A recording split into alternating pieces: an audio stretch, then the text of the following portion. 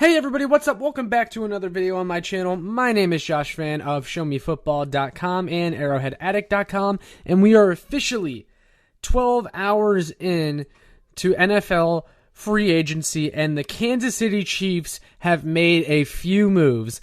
It looked like that maybe the Chiefs were going to sit back and not do much here on the first day of free agency, but we got a flurry of moves from them here later into the night.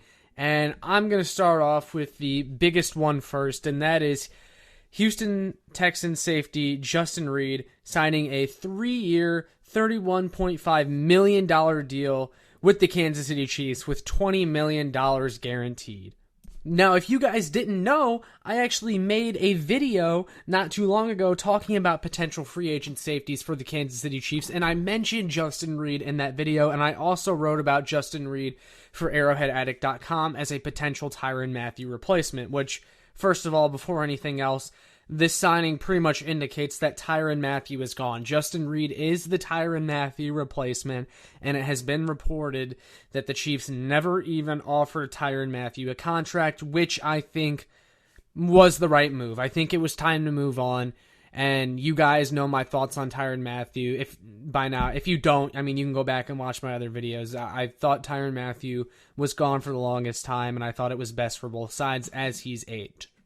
But Justin Reid is a fantastic move for this team, because one of the things I said in my video about him and when I wrote about him was I don't think he'll be that expensive, but he's a quality safety that won't break the bank. I had him going for about $12 to $13 million. The Chiefs got him for less than that.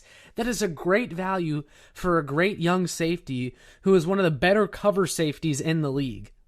In fact, I will go ahead and read you guys my excerpt from the article I wrote for Arrowhead Addict about Justin Reid. This is what I had to say about him. If the Chiefs want to inject more talent into the safety position, but don't quite want to go all out and pay a player like Marcus Williams or Jesse Bates — Marcus Williams was on the top of my list — then Justin Reid is a good quality safety who won't break the bank. Reid spent his first 4 seasons in the NFL with the Houston Texans, where he compiled 315 total tackles, 23 passes defended, 7 interceptions and 2 forced fumbles, and 3 fumble recoveries. Reid is always around the ball and making plays, and is another younger option at 25 years old, but still offers plenty of experience at the NFL level. Reid may not be as big of a hitter as Marcus Williams, but he also embraces tackling and doesn't back down against bigger opponents. Furthermore, Reid is smart with his coverage, so he has the potential to be one of the best deals of free agency if a team was able to get him for $12 to $13 million per year. Really, Reid has been one of the better young safeties in the league, but his impact maybe isn't felt as much because he has been stuck on a dysfunctional Texans team. Reid can line up at free or strong safety and possesses all sorts of athletic traits that allow him to match up well with elite competition. Reid's long speed makes him a feasible option on the back end of the defense, which is important given Juan Thornhill may never quite get back to his rookie year form and could benefit by playing more of that honey badger role like he did in week 1 of 2021, where he filled in for Tyrann Mathieu. And that perfectly sums up all of my thoughts now with this Justin Reid signing happening. He's a good young safety at a good value. He's not breaking the bank. The Chiefs are getting him at essentially only $10 million per year. That is a hell of a deal for a good, young, athletic safety that the Chiefs now have in the middle of their defense. He's also versatile, which means the Chiefs can do a lot of different things with both him and Juan Thornhill. I love this signing. I love everything about it. This is one of the best deals Brett Veach has ever made for a free agent, because, I mean, the fact that they got him for such a bargain, and the fact that he immediately plugs one of your biggest needs with Tyrann Mathieu walking away. It's a fantastic move. Now, I will say about Tyrann Mathieu that I love and appreciate everything he did here, and he helped us win that 2019 Super Bowl. I have his jersey. He's one of my favorite players ever. I love Tyrann Mathieu, but it was time to move on. And I just wanted to take a moment to appreciate what Tyrann Mathieu did here, because I don't want to forget that, and you guys shouldn't forget that either. But it's out with the old and in with the new, so welcome Justin Reid to Kansas City. The second move we saw today from the Kansas City Chiefs, and I'm sure this is the one you guys are all wondering about from me, how I feel about it, that was Frank Clark's contract restructure. Frank Clark reworked his contract to essentially a 2-year, $29 million deal with another $7 million in reachable incentives. And, I at first looked at the reports that the Chiefs were working on restructuring Frank Clark today, and I didn't love it because I know a lot of people have said that reworking Frank Clark basically saves you the same amount of money as it would cutting him, and a lot of you would rather just do that but also keep Frank Clark on roster because you might as well at the price. I disagreed with that because I still think that bringing back Frank Clark still leaves you with the same amount of holes at the defensive end position because he's a horrible pass rusher and he's inept at generating pressure. Bringing him back doesn't really change much of anything. He has one of the lowest pass rush win rates in the NFL despite rarely ever being double teamed. And the Chiefs bringing him back now means that he's going to be on the field for my favorite team at one point or another. And I'm just not thrilled with that because Frank Clark he's not that good. And the way the Chiefs operate, they love to play players more than they really have to. Pass contributors, players that really don't deserve the snaps anymore. Neiman and Sorensen are obviously a couple examples. The only way that I'll accept this is if it means Frank Clark is coming back at a much lesser role. He's accepting that he may be a backup or a two-down player, and you're still going to make two moves. You're going to sign Melvin Ingram back because Melvin Ingram was better than Frank Clark this past year. I mean, he walked in the building and was better. So, like, Frank Clark, he's not even an upgrade over Ingram at defensive end 2, and you still need a defensive end 1. And the Chiefs also must get another pass rusher, whether that's in the draft, whether that's in free agency, Zadarius Smith or Chandler Jones, someone like that, which I think is still very likely. That has to be the move now that you're bringing back Frank Clark. You now have the savings from reworking his deal, which is fine. I'm hoping this means he's back at a lesser role. I don't want this to mean that the Chiefs are bringing back Frank Clark to still be a starter and then they bring in someone, because I still want them to bring back Melvin Ingram, but I think he's better than Clark.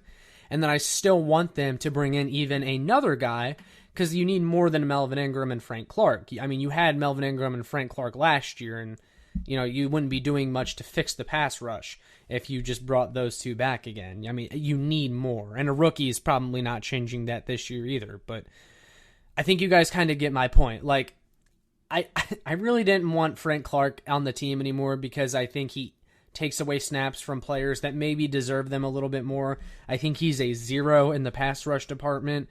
I mean, yeah, he can come in and set the edge, which is why I say I'm fine with this if he's coming back as like a two-down player. I mean, Frank Clark is basically a glorified Mike Dana at this point, and reworking this deal means it will be easier to cut ties after this season, and the dead cap won't be as big of a hit. So it is what it is. It does free up money for the Chiefs, though, so they'll be able to do more because we are far from done with Chiefs free agency. And then the last thing I wanted to talk about, which came up right around the time I was wanting to make a video for you guys talking about today, was Charvarius Ward signing a 3-year, $42 million with the San Francisco 49ers. I think it was 42, but it was around that $40 million range. He's making $14 million per year, which is only $2 less million per year than what J.C. Jackson is getting. You know what? I'm happy for Ward. I would have welcomed him back at the right price. If I'm the Chiefs, though, I'm not going for $14 million a year for Ward. I'm sorry. He's not that good. He's not J.C. Jackson, and he's getting damn near J.C. Jackson money in this deal with the 49ers. It sucks. He was a contributor on this team in the secondary for the last few years, and he was a homegrown talent. Brett Veach traded he traded Parker Eniger for him, and he was a UDFA at the time. It was a great deal, one of Brett Veach's better moves as GM.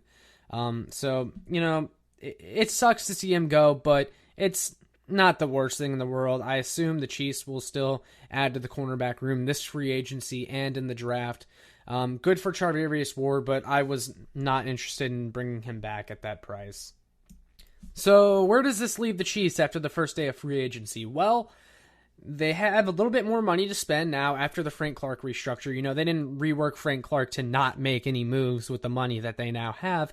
And I expect Mahomes' contract restructure to come sometime tomorrow, which means that we could see something like the Chiefs signing a receiver happen. We've seen the Chiefs linked to a lot of receivers since the opening of free agency. Allen Robinson, Juju Smith-Schuster, Jarvis Landry. I expect one of those guys to become a Chief. Like, they're just linked to too many names for one of them not to happen. And it sounds like Jarvis Landry could be pretty likely. I don't think you guys have quite gotten my thoughts on Jarvis Landry yet, so I'll say this. Jarvis Landry is on the decline. He's still a sure-handed slot receiver, sure, but, you know, the Chiefs have enough guys that can win from the slot. Jarvis Landry, bringing him in doesn't change a whole lot. Bringing in Jarvis Landry, I'm fine with. Like, I'm not going to be upset if they do it, but I don't think he should be the only move. I think Jarvis Landry is someone you could bring in, and you could still go out and get a Juju or an Allen Robinson. I'd be good with that. Like, Byron Pringle's a free agent. He may not come back. Demarcus Robinson's also a free agent. I'm fine with bringing in Jarvis Landry to, like, fill the Robinson and the D-Rob snaps, and then you still go out and get a wide receiver, too. Like, I would not just settle for Jarvis Landry. But I wouldn't be upset with the move either. I think we see some movement on the wide receiver front for the Chiefs relatively soon. And then also you could look out for a move like Zadarius Smith. The Chiefs have been heavily linked to Zadarius Smith. I'd be surprised if something like that doesn't get done with Zadarius Smith or a Chandler Jones. So that's kind of what we're looking at here at this point in free agency. The Chiefs are not done yet. They got a lot of work to do. I'm excited to see what happens. Overall, I'm satisfied with the moves that we saw today. I'm really happy with Justin Reid. That's a great start to free agency. I'm excited to see what's next. So, yeah, those are my thoughts on today and what I think is to come. But I want to hear from you guys. What do you think of what the Chiefs did today? Are you happy with the Justin Reid signing? Do you agree, disagree with me on anything? Let me know. All that being said, make sure you like, share, and subscribe so more Chiefs fans can find this. And make sure you check out my work on showmefootball.com and arrowheadaddict.com. Well, I will surely have a lot of good content coming out relatively soon. I'll see you all in the next one.